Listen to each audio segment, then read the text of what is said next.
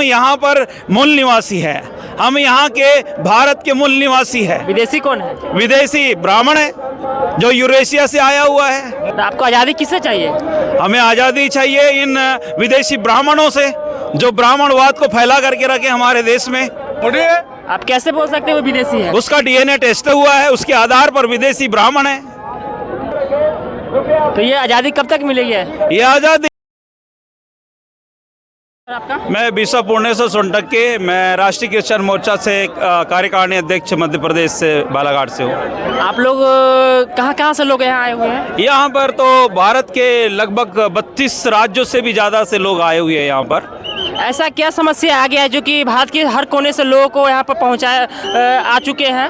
देखिए, वर्तमान में जो हमारे देश की जो स्थिति है बहुत ही बदतर स्थिति है। एसटी, एससी, ओबीसी माइनॉरिटी के लोग सताए जा रहे हैं। वर्तमान की परिस्थितियों को मैं यदि बताऊं तो हमारे मसीह समुदाय के लोग बहुत प्रताड़ित किए जा रहे हैं। मध्य प्रदेश, छत्तीसगढ़, उत्तर प्रदेश, राजस्थान और अन्य जिलों, अन्य राज्यों में भी जिस प्रकार से मसीहियों को सताया जा रहा है, आराधनालयों में जाकर के उद्दंड किया जा रहा है, चर्च को तोड़े जा रहे हैं। इसलिए राष्ट्रीय क्रिश्चियन मोर्चा जो है माननीय वामन मेश्राम साहब के नेतृत्व में, भारत मुक्ति मोर्चा के नेतृत्व में आज जो आरएसएस के घेराव को करने के लिए यहाँ पर नागपुर आए हैं इंदौरा मैदान में, उसको राष्ट्रीय क्रिश्चियन मोर्चा पुरजोर समर्थन देता है और हम अपने हक और अधिकार की लड़ाई को लड़ने के लिए यहाँ पर आए हुए हैं।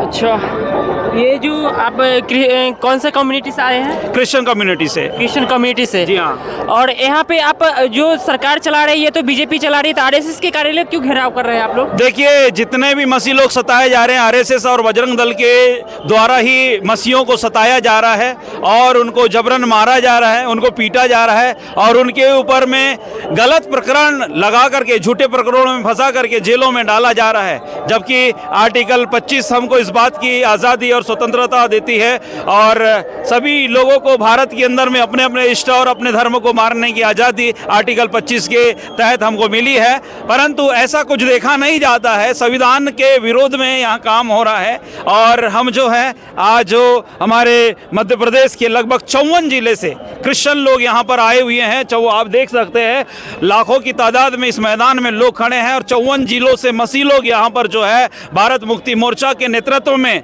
यहाँ पर आंदोलन करने के लिए आए हैं। और हमें आज़ादी है कि हम अपने चर्च, आराधनालयों में और गिरजाघरों में स्वतंत्र रीति से हम आराधना कर सकते हैं। वो तो बोल रहे हैं कि एससी, एसटी, ओबीसी और जनरल सारे हिंदू भाई हैं। देखिए, उनके कहने से नहीं होता। कहीं पर भी हिंदू समाज के यदि शास्त्रों में देखेंगे तो हिंदू शब्द कहीं पर नहीं दिखाई देगा मेरे प्रियो। हम यहाँ पर मूल निवासी है, हम यहाँ के भारत के मूल निवासी है। विदेशी कौन है? विदेशी ब्राह्मण है जो यूरेशिया से आया हुआ है। आप कैसे बोल सकते हो वो विदेशी है? उसका डीएनए टेस्ट हुआ है, उसके आधार पर विदेशी ब्राह्मण है। बहुत बड़ी बात कर रहे हैं। जी हाँ, बिल्कुल मैं कह रहा हूँ। तो आपको आज़ादी किससे चाहिए? हमें आज़ादी चाहिए इन विदेशी ब्राह्मणों से जो ब्राह्मणवाद को फैला करके रखे हमारे देश में। तो ये आज़ादी कब तक मिलेगी?